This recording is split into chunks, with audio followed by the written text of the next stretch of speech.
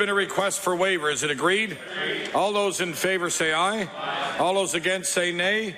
Motion is carried. We have now reached the time of oral questions put by members to ministers. It is 12:55.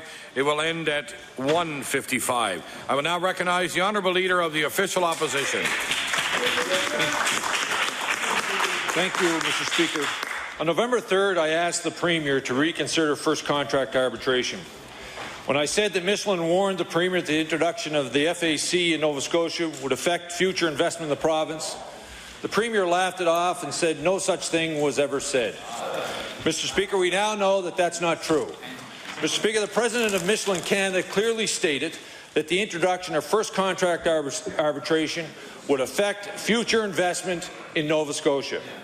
When asked if this position was made clear to the Premier, the President of Michelin clearly said yes. My question to the Premier, will the Premier apologize to this House and all Nova Scotians for misleading them on Michelin's view of first contract arbitration? Honourable the Premier. Well, Mr. Speaker, I'm not going to apologize, and in fact, I stand by what I said at the time, Mr. Speaker. And furthermore, Mr. Speaker, as the member opposite would know, that Mr. LeBlanc, who came in last night, I think I have a good relationship with them. I have a good relationship with George Sutherland. Mr. LeBlanc did not meet with me. I met, in fact, with George Sutherland, as Mr. LeBlanc pointed out, that those meetings and the things that they come to convey to us, of course, are done to ensure that we are fully aware of the positions that Michelin take with respect to various factors in investment, but also in other matters that they have that are of concern to them. The Honourable Leader of the Official Opposition on his first supplementary. Mr. Speaker, Mr. LeBlanc made it very clear that when the Premier went down to visit the Michelin headquarters of the United States, he did not bring up first contract arbitration. Mr. LeBlanc also made it very clear that when Michelin heard tell that first contract arbitration was being introduced in this province, that they told our Premier that it would affect future investment in Nova Scotia. Mr. Speaker, Michelin employs 3,500 Nova Scotians in three plants. These plants compete with other Michelin plants in the United States and North America and in Mexico for future investment.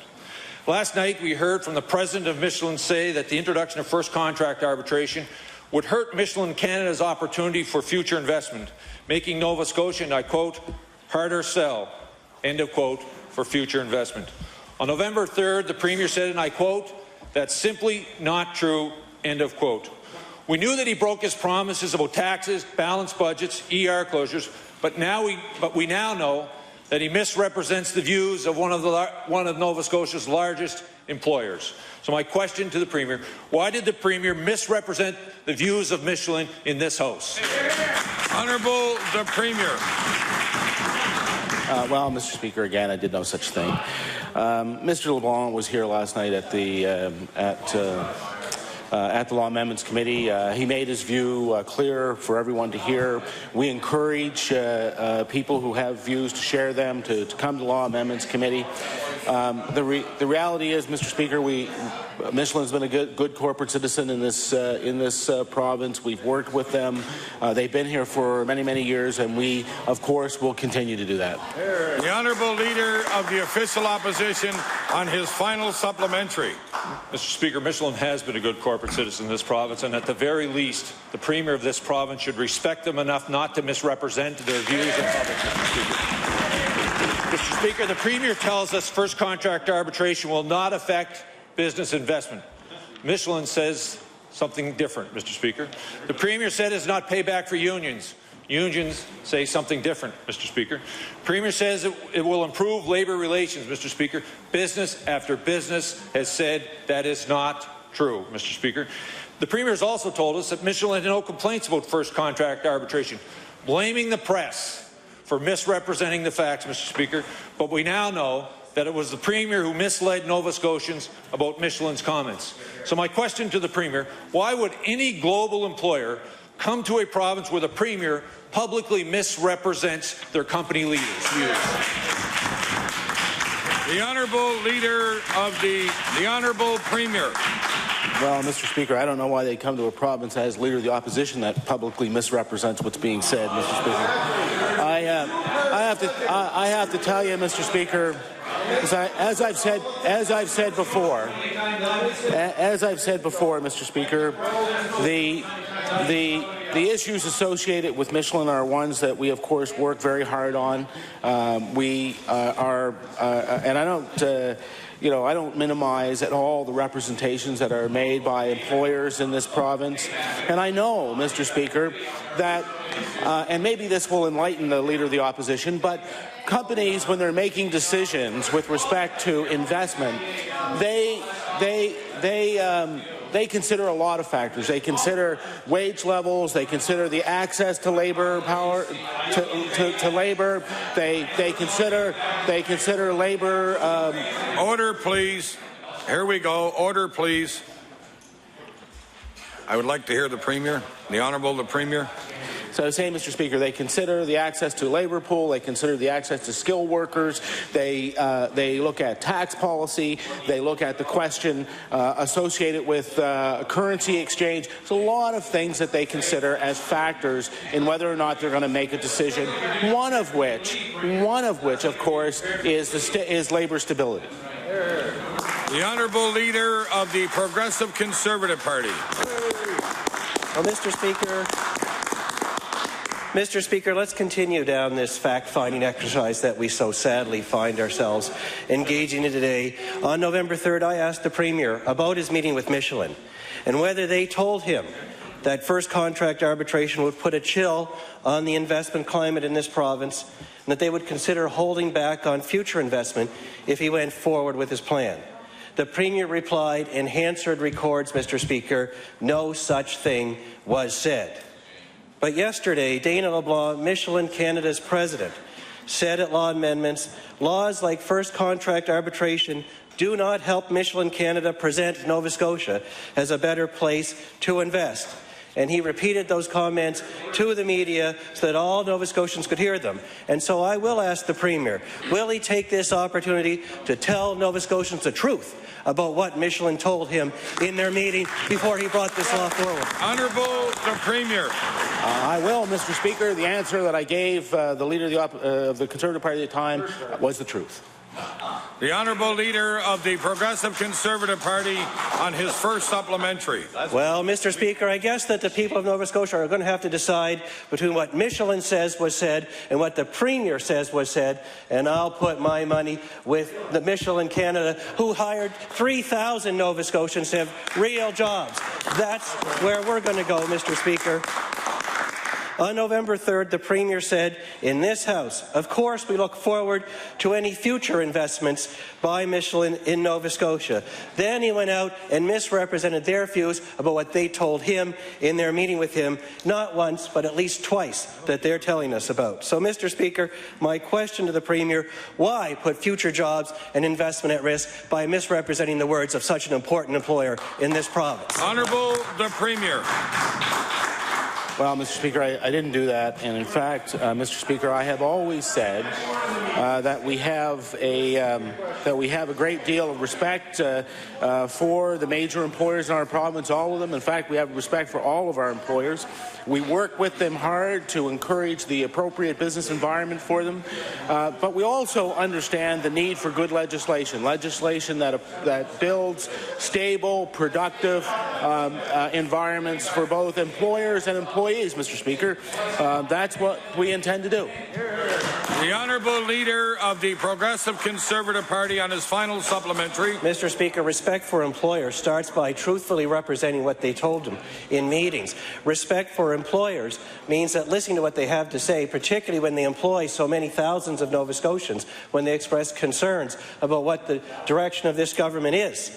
However, Mr. Speaker, let me ask the Premier this. last night Rick Clark, who the Premier obviously does listen to, said that first contract arbitration is good for our economy and that employers like Michelin are, and I quote, fear-mongering about uninformed pronouncements of doom and gloom. And so I'll ask the Premier, who professes to have such respect for Michelin, who does he agree with? Rick Clark or Michelin? Is he right that Michelin is a fear-monger of doom and gloom, or is Michelin right that first contract arbitration is a bad idea?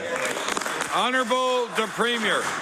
Well, Mr. Speaker, what I agree with is that I listen always carefully to the legitimate concerns of any employer in the province. I also listen to the legitimate concerns that are put forward by members of the labour movement. I listen to the legitimate concerns put forward by my constituents, Mr. Speaker, as all of those people would expect. The Honourable Leader of the Official Opposition. We've heard employers around the province speak out. They shared their concerns about the Manitoba model of first contract arbitration, Mr. Speaker. We know this government is intent on ramming through the Manitoba model, but we're not sure why. So my question to the Premier, why is the Manitoba model of first contract arbitration better than all the others?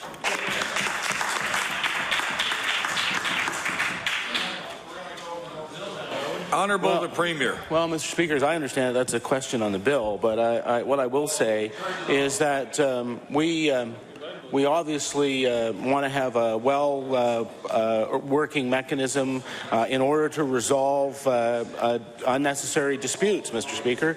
So, as the member opposite would know, we introduced amendments last night to the committee for their consideration, which will provide some flexibility, address some of the concerns that were articulated, and I hope that the member opposite will have an opportunity to review those, and hopefully he'll agree that this is the best model for the province.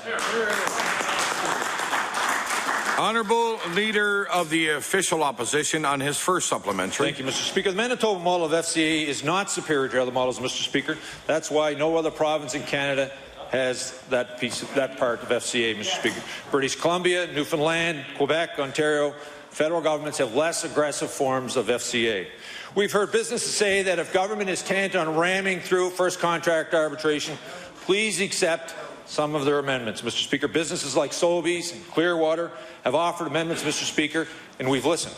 Mr. Speaker, my question to the Premier, will the government accept the changes on first contract legislation that were presented to his government by the business community? Honourable the Premier. Mr. Speaker, as I indicated just a little bit earlier, we have circulated for the consideration of the committee amendments that address some of the issues that we have heard over the committee hearings. Of course, those committee hearings are ongoing. There will be additional submissions made today. We, of course, keep an open mind, Mr. Speaker, and the member opposite says that they have some amendments that they want to bring forward to the committee, and of course they'll be considered by the committee and reported back to the House. And we'll, the reason why we're here is, of course, is to debate those ideas, and when they come forward, we'll have an opportunity to debate them. The Honourable Leader of the Official Opposition on his final supplementary. The Premier could go a long way to improving the relationship between his government, Mr. Speaker, and the people who create the jobs in this province. First of all, he misrepresents what the president of Michelin says in a meeting in public, Mr. Speaker. The very least he could do is at least acknowledge he's listened to business leaders and accept some of their amendments to first contract arbitration before we continue to go down this road, Mr. Speaker.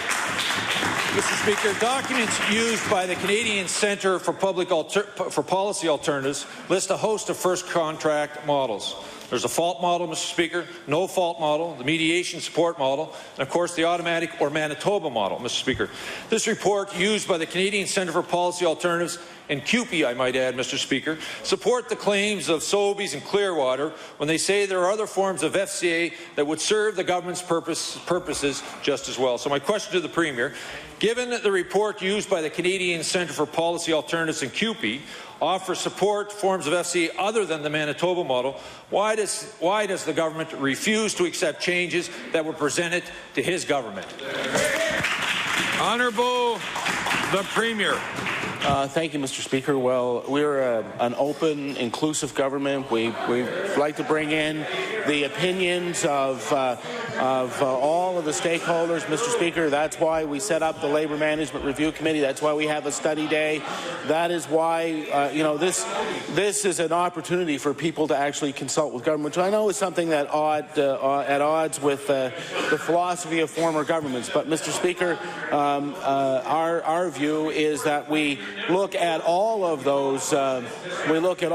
Things, Mr. Speaker, and we'll consider the views of the Canadian Centre for Policy Alternatives. I thought they appeared before the committee already, and Mr. Speaker. But I will go back to one thing, Mr. Speaker. I did not, I would ask the Leader of the Opposition to stop misrepresenting this. I did not meet with the President of Michelin Canada. That's that. As I say. Order, please. Order, please. Order, please. Order. The Honourable Premier has the floor. Thank you. Thank you, Mr. Speaker. I was just making the point that I'm sure that he understands that was not the case, and I think Mr. LeBlanc indicated that as well. He did not meet with me in relation to this matter. I was just making that point because I don't want him to inadvertently misrepresent the facts. The Honourable Member for Dartmouth East. Thank you, Mr. Speaker. Mr. Speaker, I would like to quote the member from for Cole Harbour from May 28, 2008, as reported in the Cape Breton Post. Now, with power bills going up, they're rightfully worried about freezing in the dark next winter. These increases will make life less affordable for every family in the province, and these increases will affect jobs as Nova Scotia industries struggle to remain competitive. And that was about power rate increases, less than what we're going to be dealing with on January 1st. So, Mr. Speaker, with a combined double-digit power rate increase coming January 1st, and many other increases since he said that in 2008, how does the Premier feel about people freezing in the dark this winter because they won't be able to pay for their power bills? And how does he feel about jobs being impacted and industry struggling due to higher power rates? Honourable the Premier. Well, Mr. Speaker, first of all, I think it's terrible.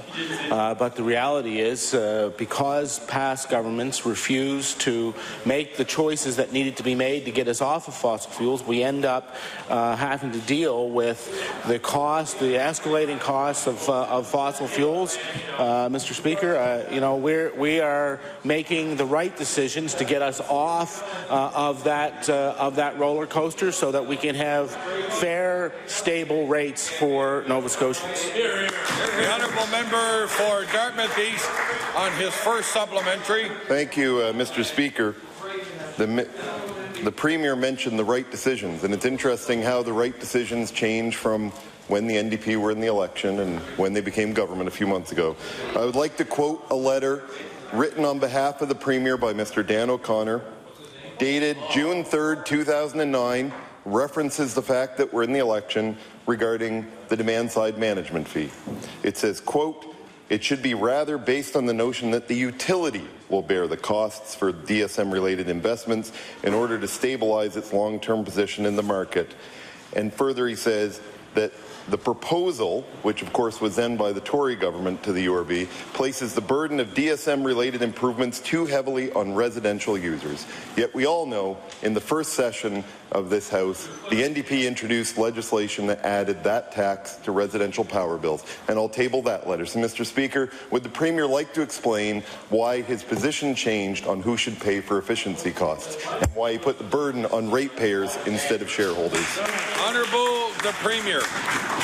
Well, Mr. Speaker, as he knows, this was a decision that was made by the Utility and Review Board, and I guess the question would be whether or not we would replace the opinion of the government with the considered opinion of the Utility and Review Board that has received all the evidence of the experts. And what's more, Mr. Speaker, is the question of whether or not one of the best ways to actually cut the power bills of consumers is by ensuring that there is an energy efficiency program. So I guess the question for the member opposite is that is he suggesting either that the general taxpayers of Nova Scotia should support energy efficiency, or is he suggesting that there should be no energy efficiency program? The honourable member for Dartmouth East on his final supplementary. Well, Mr. Speaker, I'm sure the Premier is aware that we believe that shareholders of Nova Scotia Power should pick up those costs, just like the NDP believed during the election,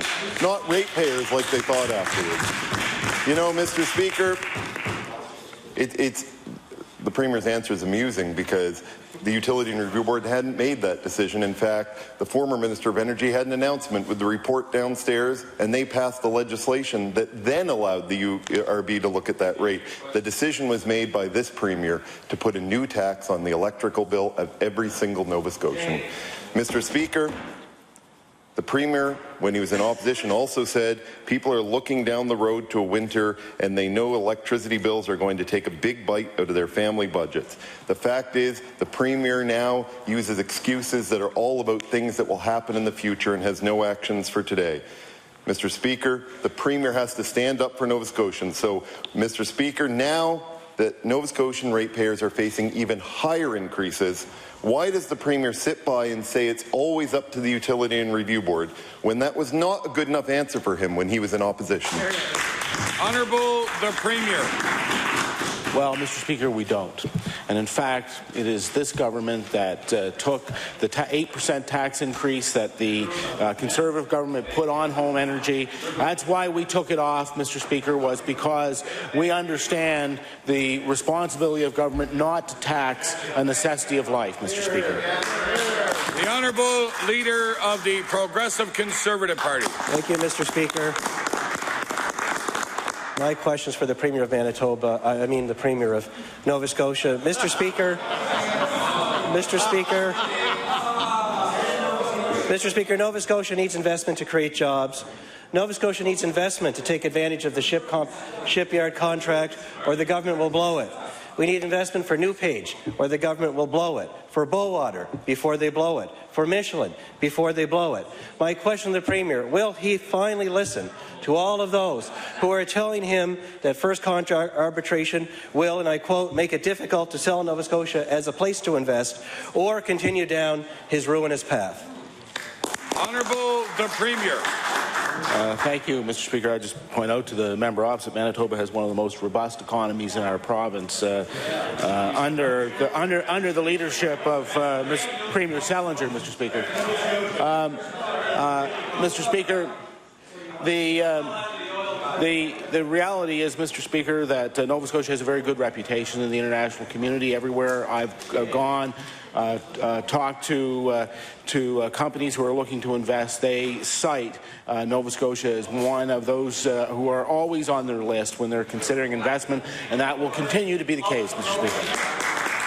The Honourable Leader of the Progressive Conservative Party on his first supplementary. Mr. Speaker, there is only one way to create jobs, particularly jobs in rural Nova Scotia, and that is to attract investment that leads to those jobs. It's as simple as that. There's only one way to give hope to all of those that are going to graduate from school and hope that there's a job there for them when they do. There's only one solution to the social problems we have, to the funding for health and education, and that is to attract investment and create jobs and build the wealth that we need to fund those programs that all Nova Scotians hold dear. It is as simple as that, Mr. Speaker, and yet we have a Premier that does not get it. And so I will ask him again, will he please finally listen to the unanimous views of those who make investments and create jobs in our province and stop his current plan on first contract arbitration before any real damage is done? Honourable the Premier. course, Mr. Speaker, we listen daily to those people who are looking to make investments in Nova Scotia. They continue, of course, to tell us that this is a great jurisdiction in which to do business. The Honourable Leader of the Progressive Conservative Party on his final supplementary. Mr. Speaker, I understand that we have a Premier that has no background in creating jobs or attracting investment, and now we have a government that has no background in creating jobs and attracting investment. In fact, they are losing jobs monthly, as Statistics Canada tells us. At least we would hope they would listen to those that do. But instead, he insists on listening to backroom advisors like Rick Clark, his right-hand man on the economy, who again have no idea how to create a job or make investments in our province. So I will ask the Premier this: will he at least concede that he needs to listen to someone else besides Rick Clark, someone that does know about creating jobs and creating investment, listen to what they have to say, and then take the right action, which is to stop this bad bill, first contract arbitration, before we really do damage in this province, before he does. Honourable the Premier. Mr. Speaker, I'd invite him to have a look at the list of people who are included in the Premier's Council on the Economy, and then tell me that those people don't know about creating investment in this province, Mr. Speaker. That's simply not true. Mr. Speaker, the plans for government, whether it's in jobs here or the workforce strategy, all those came about as a result of the hard work of people who every day are making investments in this province, who are creating jobs. Unlike the members opposite, Mr. Speaker, who had the worst economic development results in the country for 20 years. The Honourable Member for Glace Bay.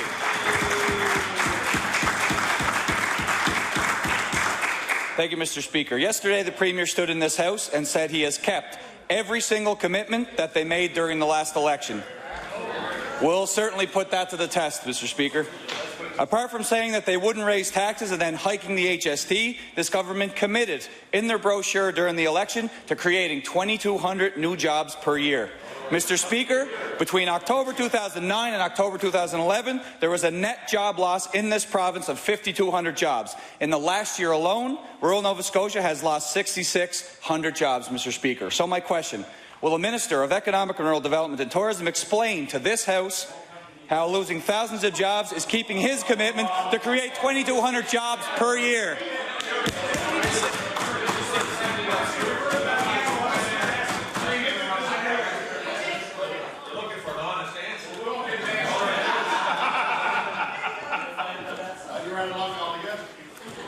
We're all ready now? The Honourable Minister of Economic and Rural Development and Tourism.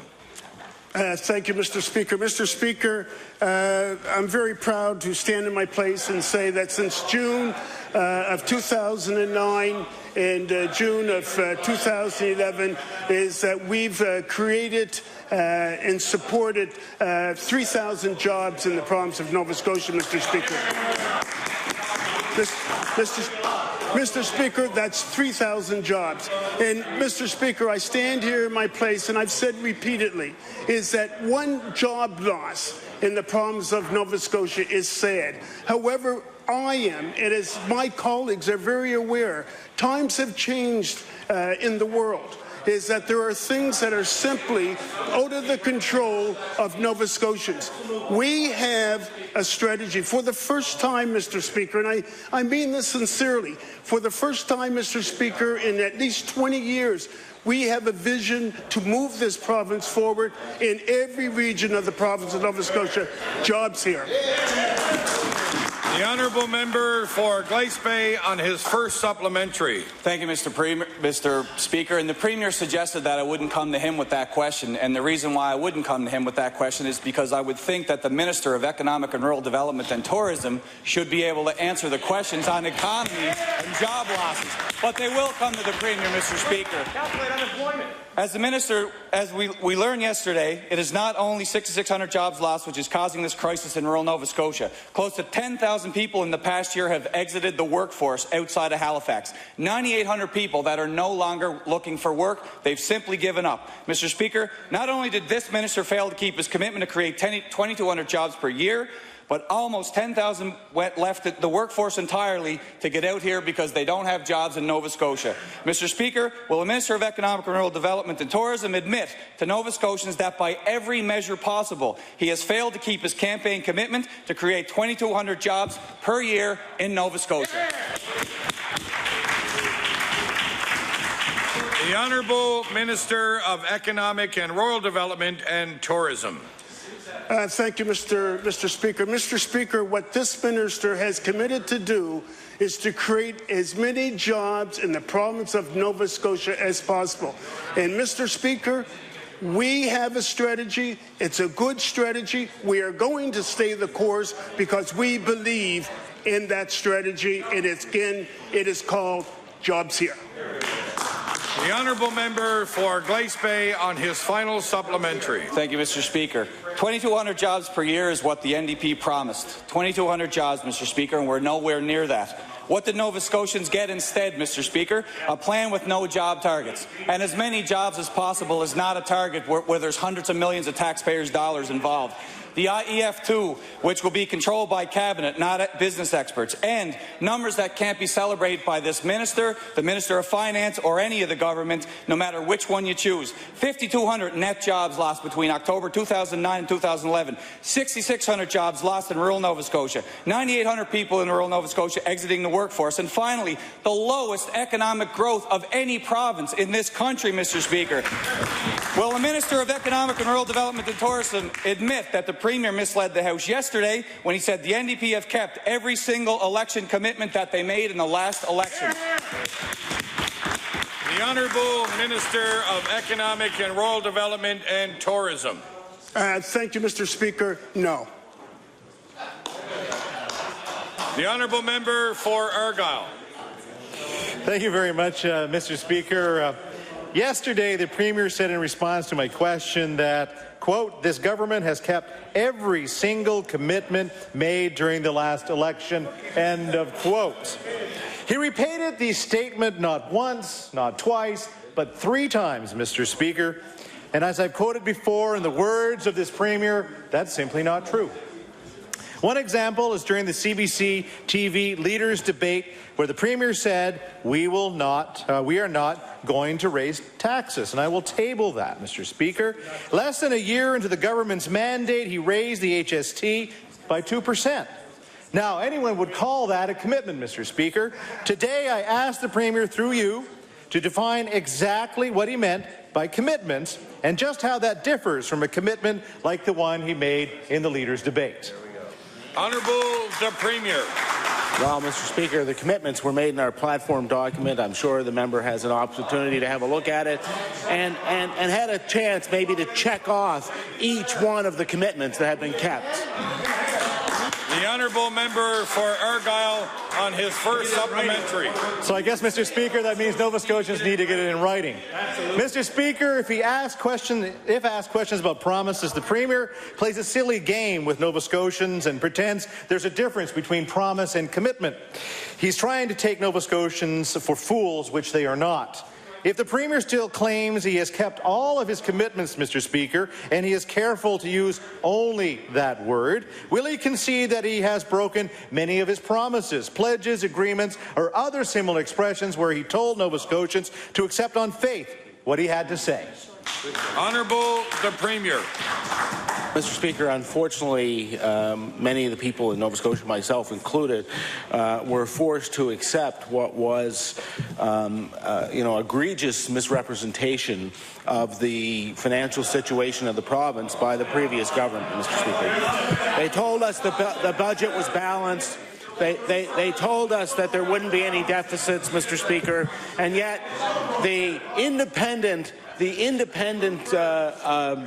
assessment proved that the previous government had put us on track for a $1.6 billion deficit, Mr. Speaker, and it is unfortunate that a responsible government has to undertake the measures that are required to bring the the province back to balance, Mr. Speaker. Surely no one likes to raise taxes, Mr. Speaker, but the reality is because of the awful financial situation that they left us in, we had very little choice in the matter, Mr. Speaker. The honourable member for Argyle on his final supplementary. Wow, I've seen a lot of spinning in this House, but definitely that's one of the worst ones I've ever seen. Don't forget, Mr. Speaker, a message from the Minister. The public accounts for the year ended March 31st, 2009 reported a surplus of $19.7 million, Mr. Speaker. And that same report that he's quoting from also said, oh, it's signed by Graham Steele. Oh, sorry, the Minister of Finance. I retract that, Mr. Speaker. So, Mr. Speaker, as much as he continues to say that, you know, that this wasn't a balanced budget, time and time again, organizations came and said that it was. So, you know, we can debate that one all day here in the legislature. Mr. Speaker, if the Premier can make such outrageously inaccurate statements before this House, how can any Nova Scotian trust him to manage their future, Mr. Speaker? He broke commitments not to raise taxes, to keep ERs open 24/7, to balance the budget in the first year, and to keep politics out of politics, just to name a few. Mr. Speaker, my question to this Premier is, will he retract his statement, knowing full well that Nova Scotians will see his outrageous, deliberately inaccurate statements as unacceptable behaviour for a Premier?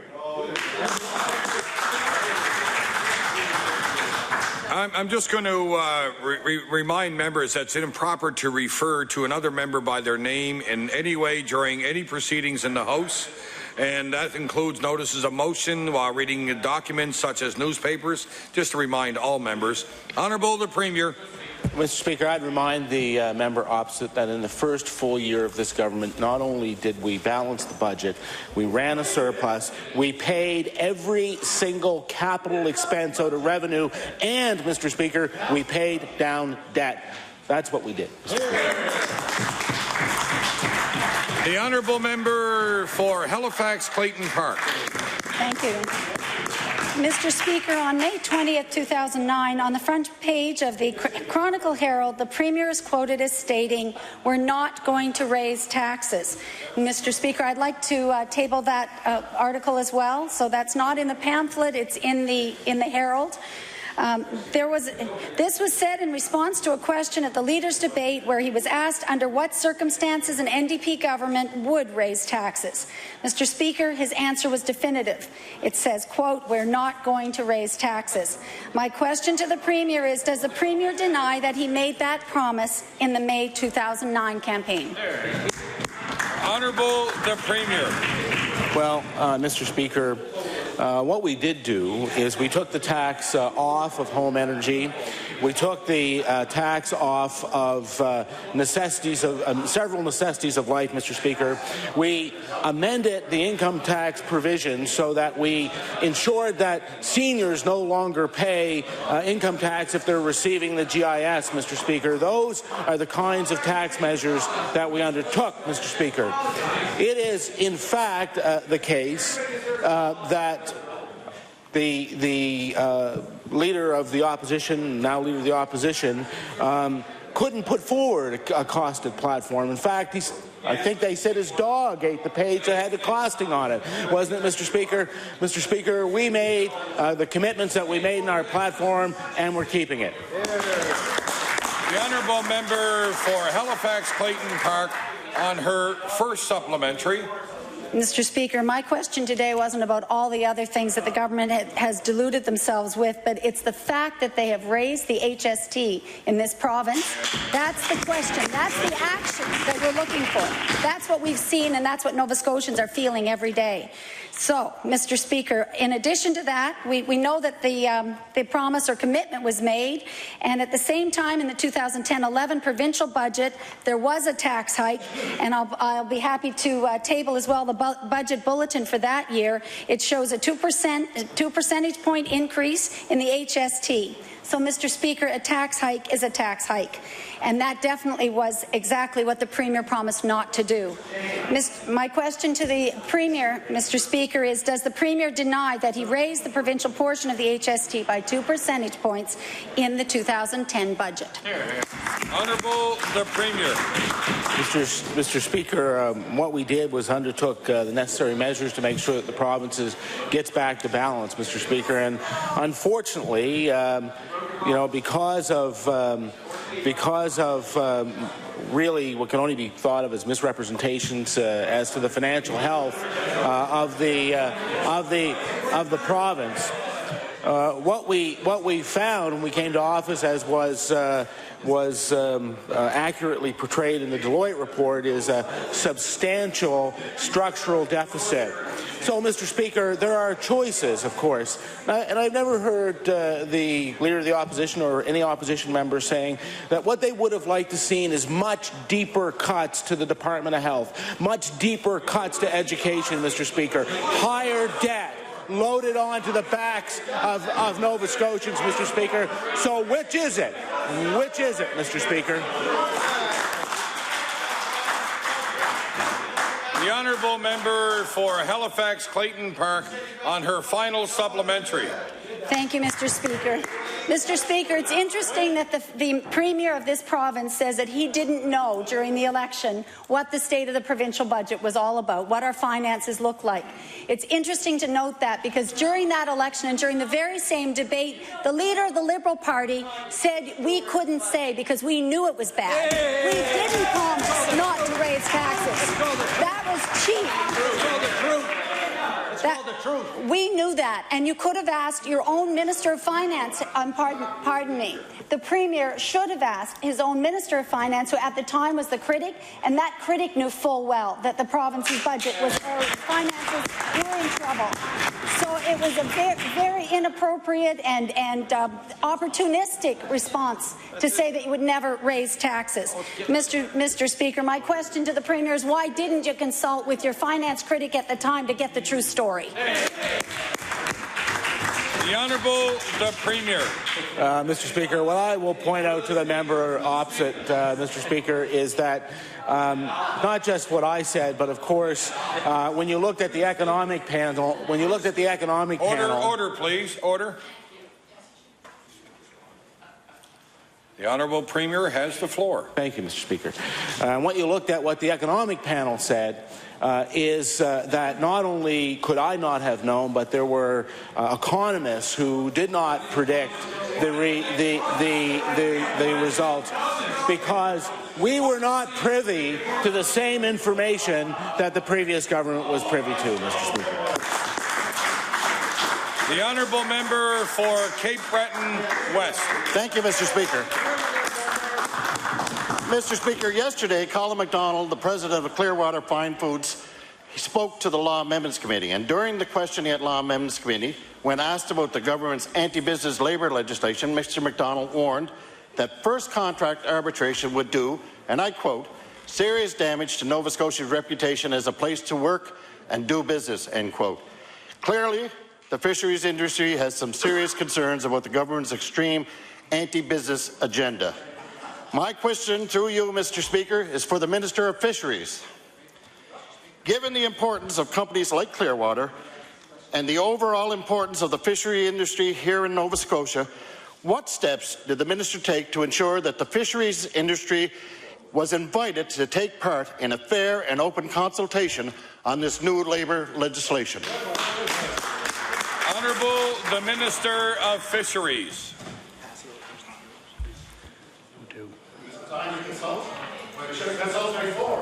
Thank you very much, Mr. Speaker, for the question. I'm going to divert this question to the Premier.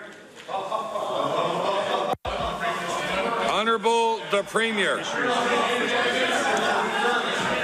Well, Mr. Speaker, Of course, we take the advice from all the sectors seriously, but what I can tell you is that I hear almost daily about the great reputation that Nova Scotia has, and about the great way in which this government has brought forward things like the manufacturing and processing credits, things like, Mr. Speaker, the workforce strategy, things like the Jobs Here plan that clearly identifies what it is that businesses want in order to be able to invest in the province. We're very proud of those strategies, Mr. Speaker, and they can be assured that we will continue with them. The honourable member for Cape Breton West on his first supplementary. Well, when you've seen the response from the minister when he was looking to find out who would he consult with, it's interesting they're consulting now, but they didn't have time to do that when they were putting this legislation forward. Mr. Speaker, Mr. McDonald told the committee that a higher HST, higher power rates, and demographic issues were already providing businesses like his with enough challenges. Simply put, and I quote, "We do not need to invent more reasons why companies shouldn't come here to Nova Scotia," end quote. Mr. McDonald continued to say, and I quote, "We are being actively pursued by other jurisdictions where we do business to locate some of our activities there. They provide us with guaranteed funding, guarantees of labour fees, and additional incentives such as tax benefits." Now, I mention this because I know other companies looking to come in Nova Scotia and expand in Nova Scotia are being offered the same thing. Mr. McDonald's comments, Mr. Speaker, are proof. Other jurisdictions are looking to take advantage of Nova Scotia's anti-business climate. Now, my question for the Minister of Fisheries, and hopefully he can speak on an industry he's been part of all of his life, does he understand the risk his government extreme labour agenda opposes to the fisheries industry here in Nova Scotia? When will he stand up to those in the fisheries industry by going to the cabinet table and telling the Premier and the Minister of Labour that it's time the government end its crusade against business and look out for the best interests of the fishery here in Nova Scotia?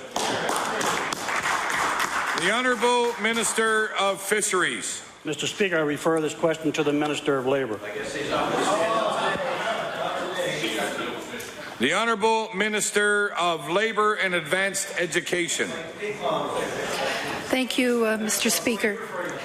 I'm not sure which business associations the fishers belong to, but certainly there were the Canadian manufacturers and exporters were involved in the consultation, and I just want to remind people that certainly we are fully convinced, based on experience across Canada, the 85% of workers, Canadian workers, are already covered under first contract, that this proposed legislation is something that's going to help stabilize the economy. It is only meant, and everyone recognizes that for the very few circumstances when the two parties cannot sit down around a negotiating table and reach a satisfactory conclusion.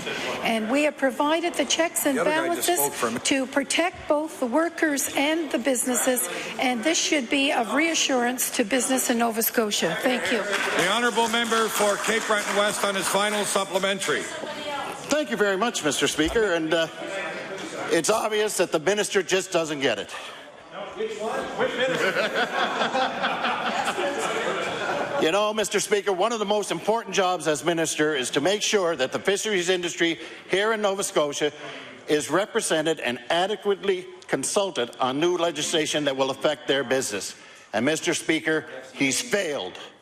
The minister refuses to stand up, as we've seen twice already, for the industry at the cabinet table, and instead answers to the beck and call of the Premier and the Minister of Labour, continuing to support legislation that the President of Clearwater called, and I quote, draconian, end of quote. My question for the Minister of Fisheries, and hopefully this time he'll try and answer, whose side is the Minister of Fisheries on? Is he standing with the fisheries industry and the many people employed in it, or is he like the rest of the cabinet and standing with the NDP's big Labour friends? The Honourable Minister of Fisheries. Thank you. Thank you very much, Mr. Speaker. And to the member opposite, I respect the comments. Mr. Collins, I know him very well. I also know the industry.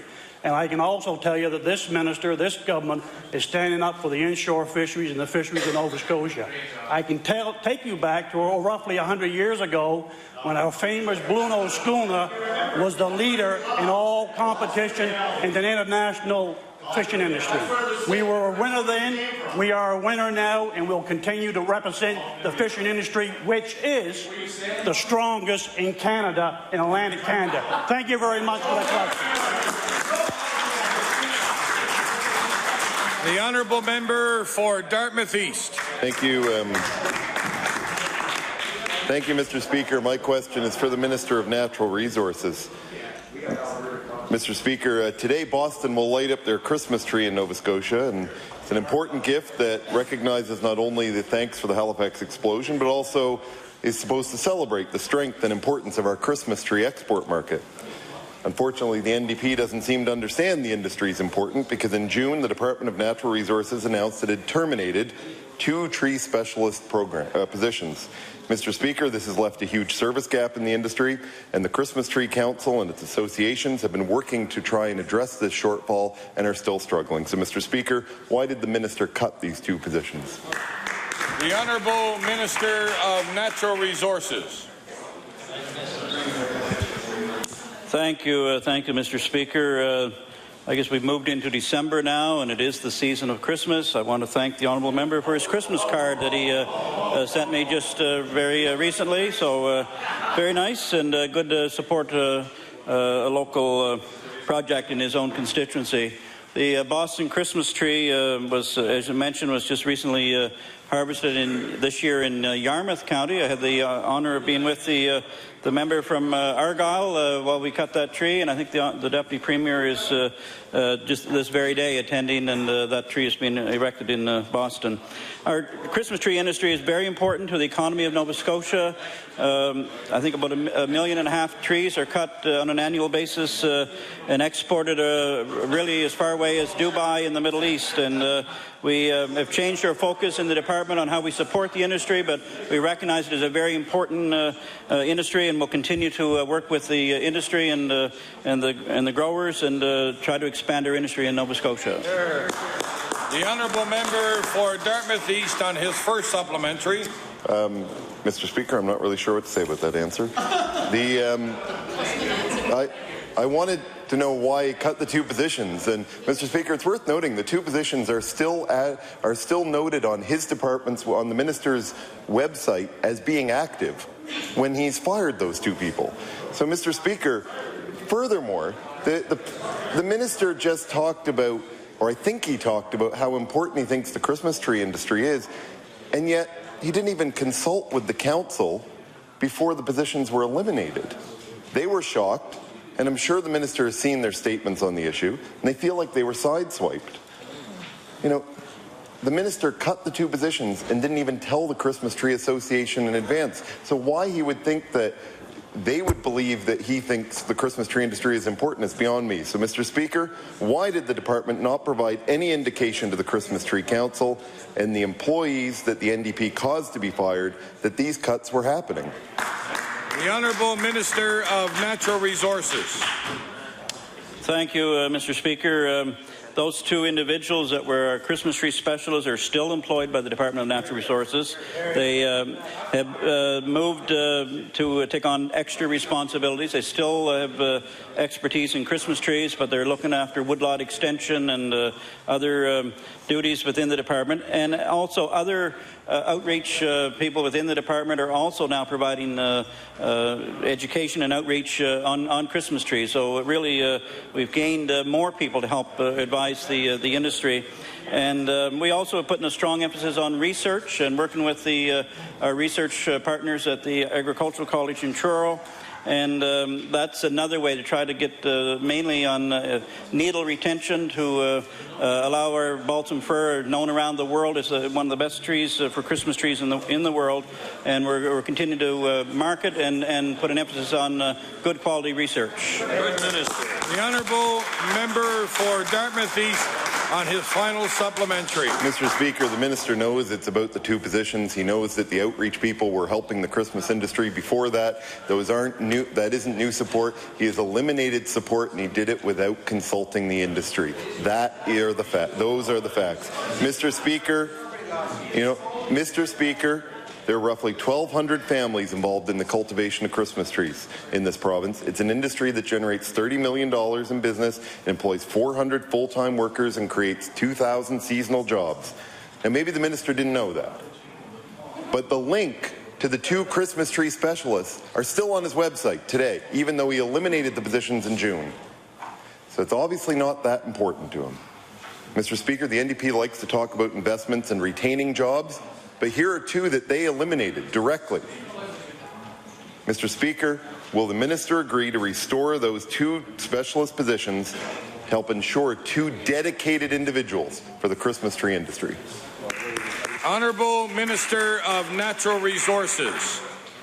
Thank you, Mr. Speaker. Those 2 specialists are still employed within the department in a different role. Additional people are now providing service as well to our Christmas tree growers. We also have a strong emphasis on the smart Christmas tree balsam project, as I mentioned, at the research station at Bible Hill. And we are also funding now a new coordinator for the industry, and again working very closely with the Christmas Tree Council, and they are very much on side with that project. And I would hope the honourable member would look at buying a real Christmas tree this year, as I would encourage all members in our House to support our local industry. Thank you. The honourable member for Richmond.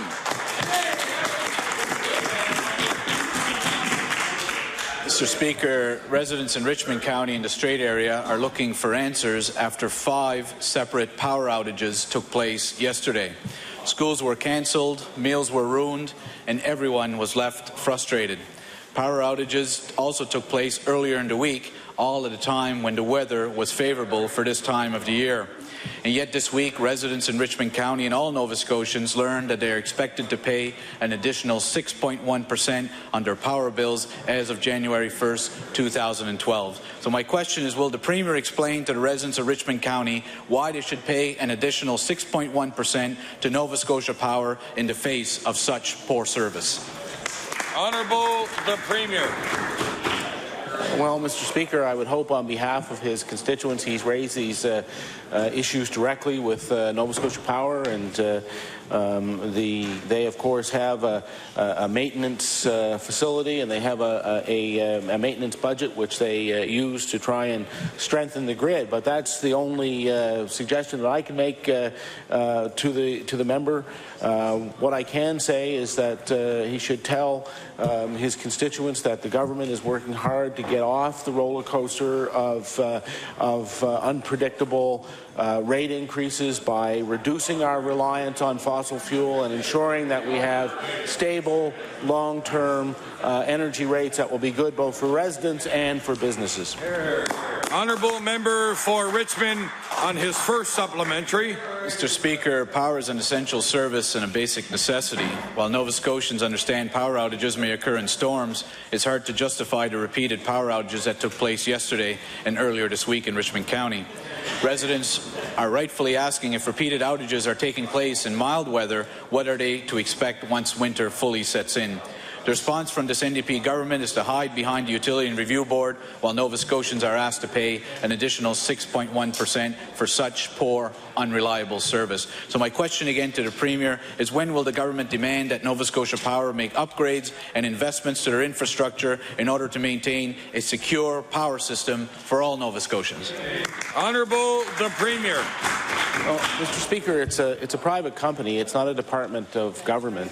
Mr. Speaker, I would yesterday the power was out in Cole Harbour, Mr. Speaker. When that happens, of course, I want to know the reasons why, and if it's going to continue to be a systemic thing, I make representations to the company and ask them to ensure that the appropriate upgrades are made. I would recommend that to the member opposite.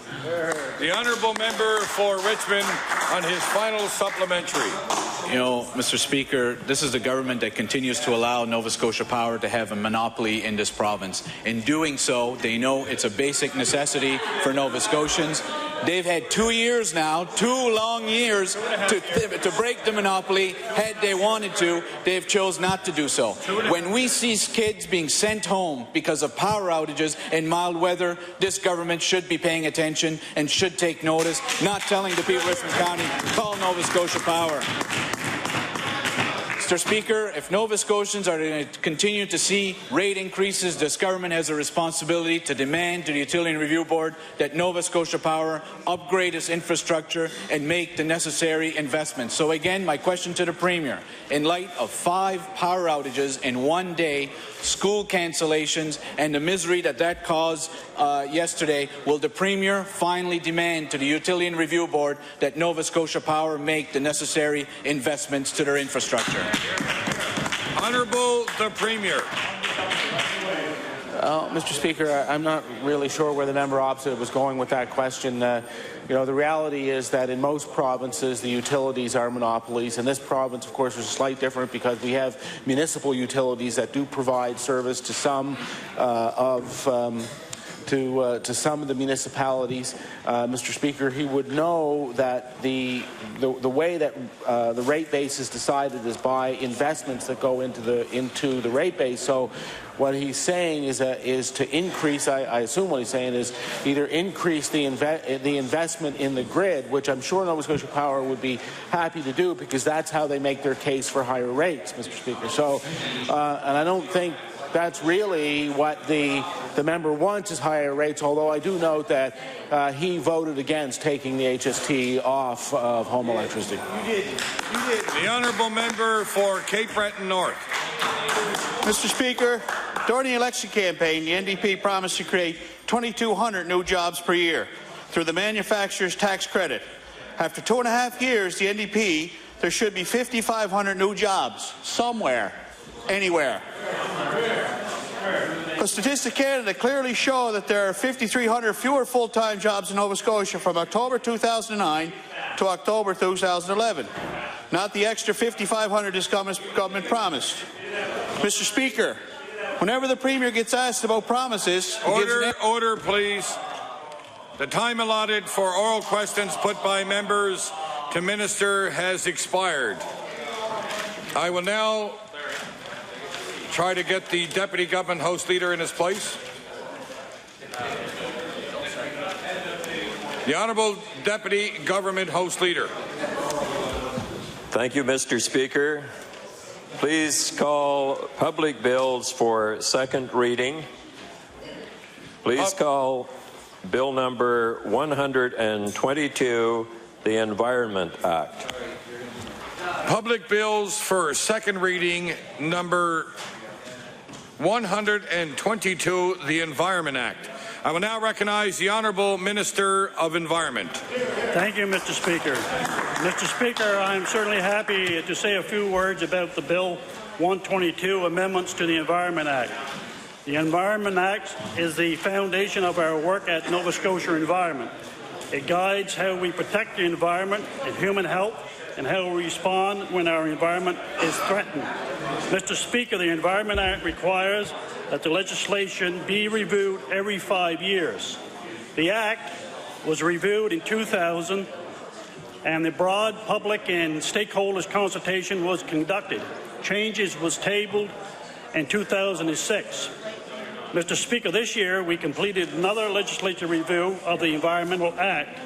An advisory committee made up of municipal, industry, and environment organization members provided feedback on our work. Our department also conducted stakeholders and public consultation, and I want to thank the members of the advisory committee for their hard work and their dedication to protecting the environment. I also want to thank our stakeholders and members of the public who provided comments. We received 60 submissions